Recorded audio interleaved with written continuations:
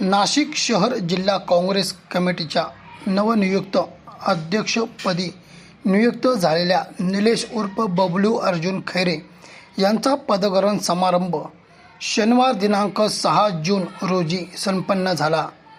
या कार्यक्रमाला काँग्रेसचे माजी महसूल मंत्री बाळासाहेब थोरात यांच्या प्रमुख उपस्थितीत हा कार्यक्रम घेण्यात आला।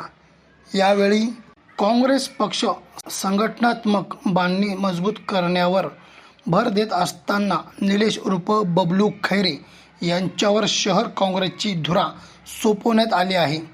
संघटन विस्तार आणि पक्षाच्या विविध जनआंदोलनांना बळ देण्याच्या दृष्टीने ही नियुक्ती महत्त्वाची मानली जाते।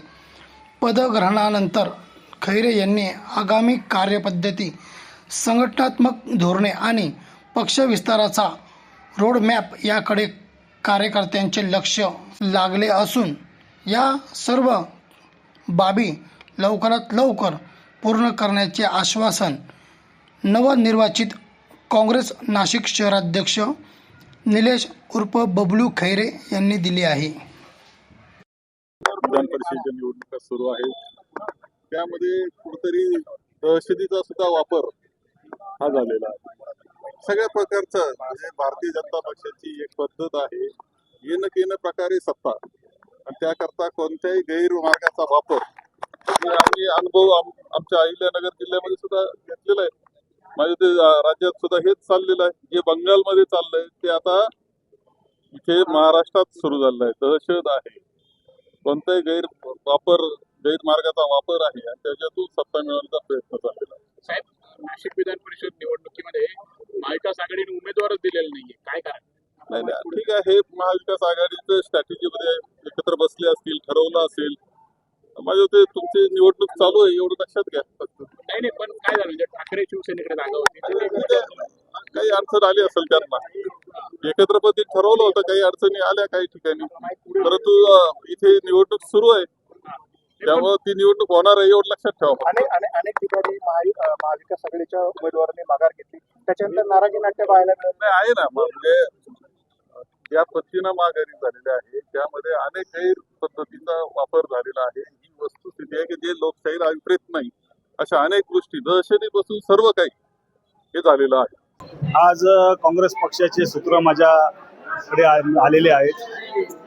माननीय माजी मंत्री बाळासाहेब थोरात यांच्या उपस्थितीमध्ये शोभाताई बच्चाव, शरद आहे, राजाराम पानगावाने आणि सर्व प्रमुख पदाधिकारी नेत्यांच्या उपस्थितीमध्ये हा कार्यक्रम पार पडलेला आहे।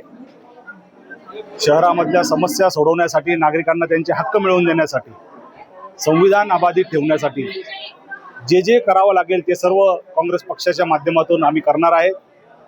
मागील काळामध्ये काँग्रेस पक्षाच्या पदाधिकारी कार्यकर्त्यांनी जे योगदान दिलेलं आहे, जे काम केलेलं आहे, त्याची दखल घेऊन आगामी काळामध्ये त्यांच्यावर कुठल्याही प्रकारचा अन्याय होणार नाही याकडे कटाक्षाने माझं लक्ष राहील। नागरिकांची जी अपेक्षा आहे की विरोधी पक्ष हा सक्षम असला पाहिजे, तर येत्या काळामध्ये नक्कीच आम्ही काँग्रेस पक्ष आज सक्षम विरोधी पक्ष म्हणून नाशिक शहरामध्ये काम करू। महापालिका असू द्या, राज्य सरकार असू द्या, केंद्र सरकार असू द्या, यांच्या चुकीच्या धोरणांवर आम्ही आवाज उचलू। शहरातील संपूर्ण नागरिकांना सुविधा कशा सुव्यवस्थित मिळतील याच्याकडे आम्ही कटाक्षाने लक्ष देऊ आणि सक्षम विरोधी पक्ष म्हणून काम करू। नाशिक शहरामध्ये कुंभमेळ्याच्या पार्श्वभूमीवर सरळ रस्ते घडवून दिलेले आहेत, याकडे आताच बाळासाहेब थोरातांनी सांगितलंय की त्यांना नाशिक रोड पासून नाशिक शहरापर्यंत यायला 1.5 तास लागलेले, तर याचा अर्थ खरोखरच अतिशय खराब रस्त्यांची परिस्थिती झालेली आहे। प्रशासन म्हणून महानगरपालिका ही कुठेतरी अपयशी ठरलेली आहे।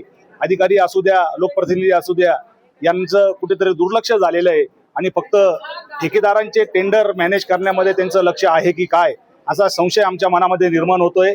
आगामी काळामध्ये जी टेंडर वाटप झालेली, जी कामं केलेली, याची श्वेत पत्रिका काढण्यासाठी आम्ही मागणी करू। जी कामं पूर्ण झालेली आहे त्याचा दर्जा कसा आहे हे पण चेक करण्याचं काम आम्ही करू आणि गरज पडल्यास आम्ही तीव्र आंदोलन करू। अनेक मान्यवरांनी निलेश उर्फ बबलू अर्जुन खैरे यांना पुढील भावी वाटचालीस शुभेच्छा दिल्या। यावेळी माजी महसूल मंत्री बाळासाहेब थोरात, धुळे लोकसभाच्या खासदार शोभाताई बच्चाव, डॉक्टर कैलास कमोद, निरंजन टकले, राजाराम पानगावाने, शरद आहेर, गौरव पानगावाने, वत्सला खैरे, स्वाती जाधव, रमेश जाधव, दिगंबर गीते तसेच काँग्रेस पक्षामधील पदाधिकारी मोठ्या संख्येने उपस्थित होते.